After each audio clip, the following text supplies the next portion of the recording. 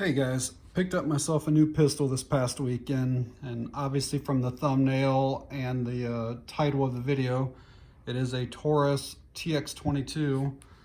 Slightly different color slide on it. It is a bronze edition. I don't know if this camera will show it well enough, but it's a pretty unique color and I really like it. But I figured we'd do a quick unboxing, show you what Taurus gives you, kind of go over some of the specs, and then give you my opinion that I've only taken out of the box basically one time for some pictures. And so cardboard box, fairly typical for most Taurus. Give you some literature, how to activate your warranty.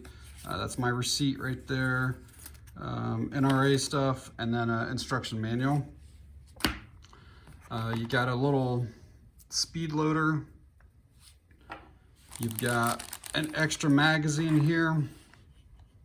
They are plastic, and the load assist is also plastic. Follower's plastic. I mean, I think the whole thing, the spring probably is not, but other than that, it's all plastic. This here is a thread adapter, so you can run it suppressed, and I'll show you that here in a bit, how to change it out and stuff. We got the pistol itself and a lock that looks like everything.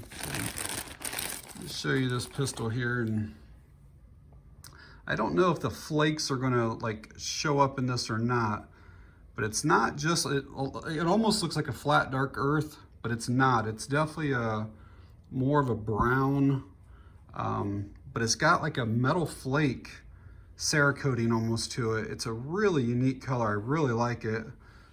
Wasn't sure if I was going to like it from the pictures, and then once I got it, man, I really like it a lot.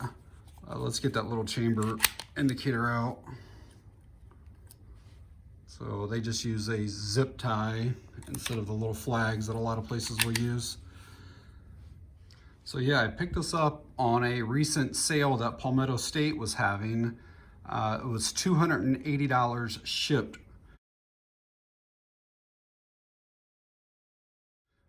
And I couldn't find them for really under $350 anywhere else. And especially not the bronze edition. Even the black ones are basically $340, $350 just about everywhere. I know it used to be a $250, $260 gun, but I didn't pay too much off from that, and I have the Cerakoted slide. I will say that Palmetto State showed this as a non-safety model. It really doesn't matter to me. I'm really just going to be using it at the range. But their picture showed the non-safety version, and the description did not say anything about a manual safety. Again, I really don't care that much, but if anybody orders from there, just be aware of that. Yeah, I bought this. I just wanted another 22 to be able to take to the range. Like right now, I've got my Ruger SR22, and there is a significant size difference between these. And then I've also got the little LCP2 and 22. Obviously a huge size difference in these ones. And I take those to the range quite a bit, but I wanted something with a slightly longer, bigger rail, more of a full size frame, just for like testing different weapon mounted lights and lasers and different things that companies will send me or that I'll pick up on my own or whatever. But this here, the only thing I found that fits on this is one of the O lights that has like the sliding rail system on it. So yeah, I just wanted something that's a little bit bigger, and like here is full size. This is a PX4 Storm, and they're pretty close in size to one another. And speaking of that, so I'll just go over some of the specs on this. This does have a 4.1 inch barrel. The overall length is just over 7 inches. The height is, I believe, 5.44. The width at its widest, which is probably at the end of that safety right there, is a 1.25 inches. and it does weigh just over 17 ounces. And I don't know if that's with magazine or without, but that can't weigh more than an ounce. I mean, it's, like I said, it's all plastic, so 17, 18 ounces, somewhere around that. Striker fired. This is all polymer. The slide is aluminum. The barrel was steel, some type of steel alloy. So I really like the full-size frame of this, but one of the big things that I was really drawn to this is the overall capacity.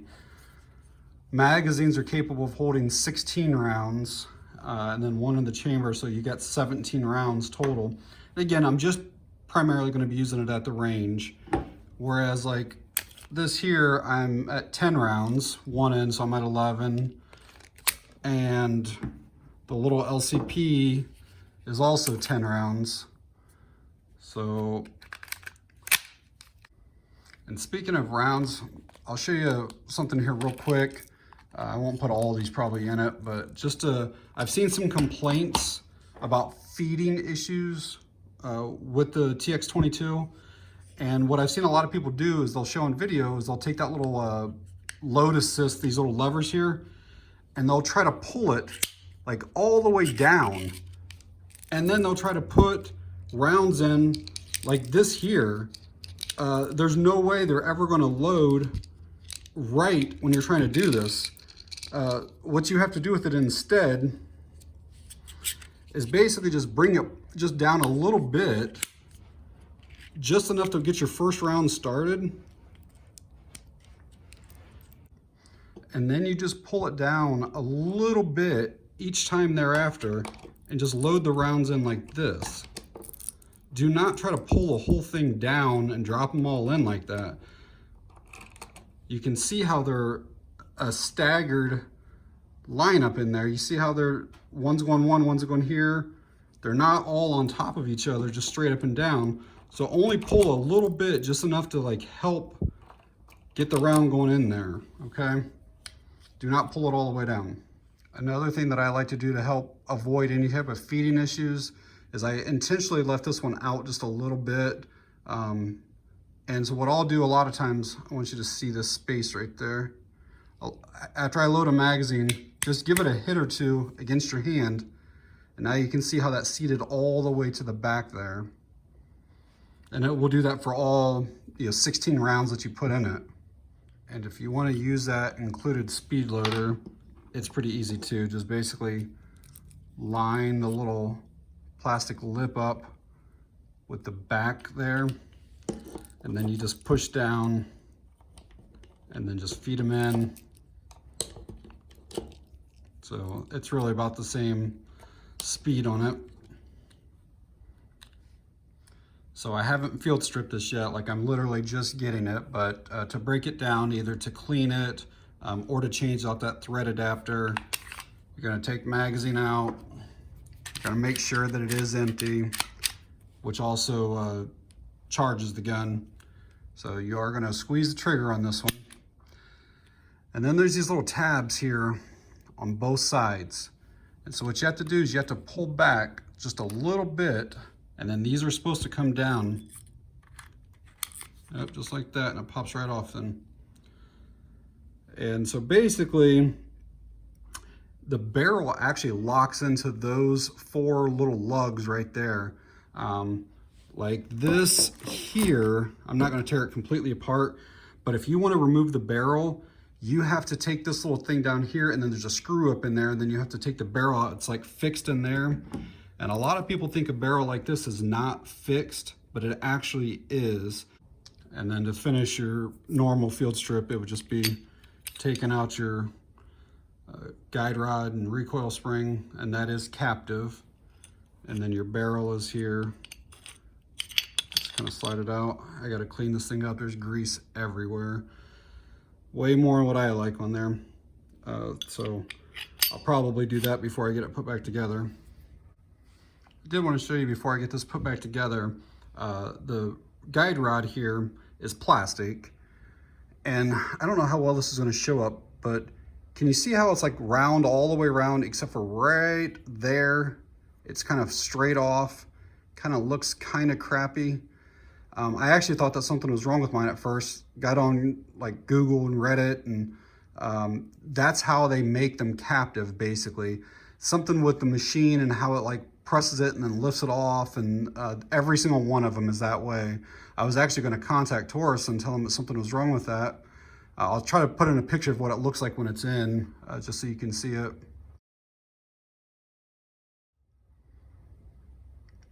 But then I found out that all of them are that way.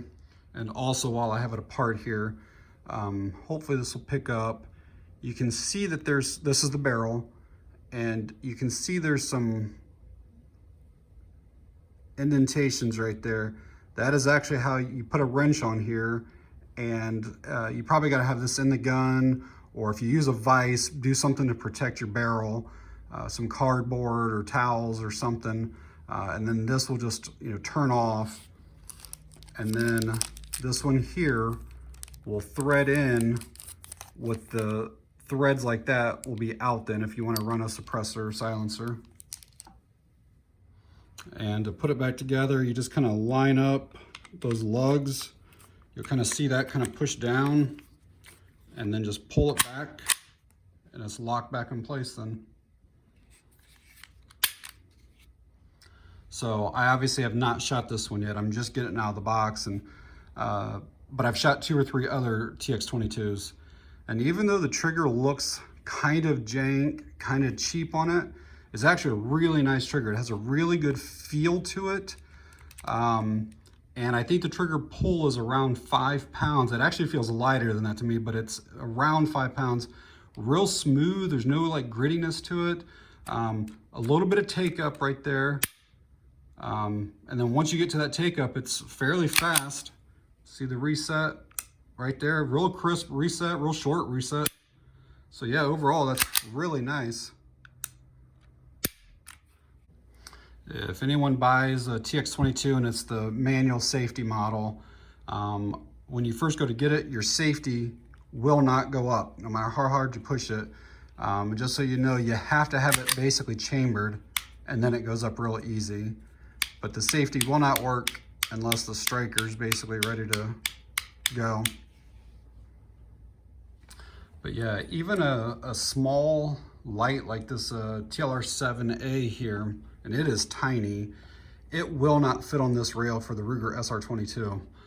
Like I said, there's only been, I think, 2 lights. There's an O-light, the Balder Mini, or the Mini Valkyrie or whatever. Both of those will fit on the Ruger. And then there's one that's made by a company that's Claris. It's called the GL1, that also has that same type of sliding rail system.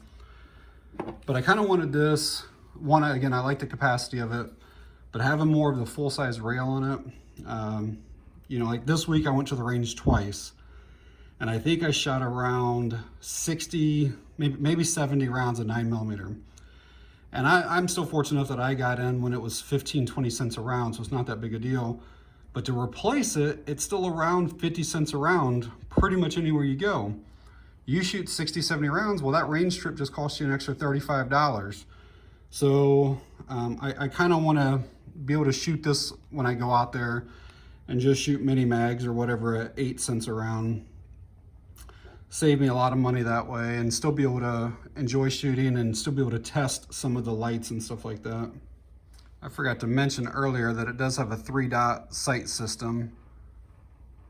Just all white dots. The rear is adjustable. Let's see if it'll come in clear.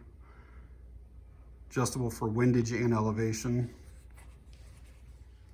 I'll probably end up doing like a first shots video with it, and then like what my thoughts are after I put a couple 100 rounds through it that day at the range or whatever. But right now I'm really digging this bronze finish on this. It's got the metal flakes all in it. That's so unique.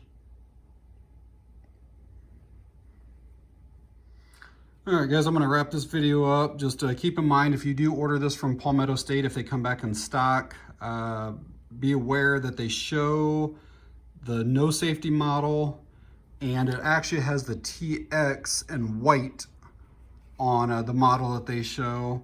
And like I said, the description did not say manual safety either, but Again, I don't really care too much about it, but just keep that in mind. All right, that's it on this one. Thanks for watching. I appreciate it.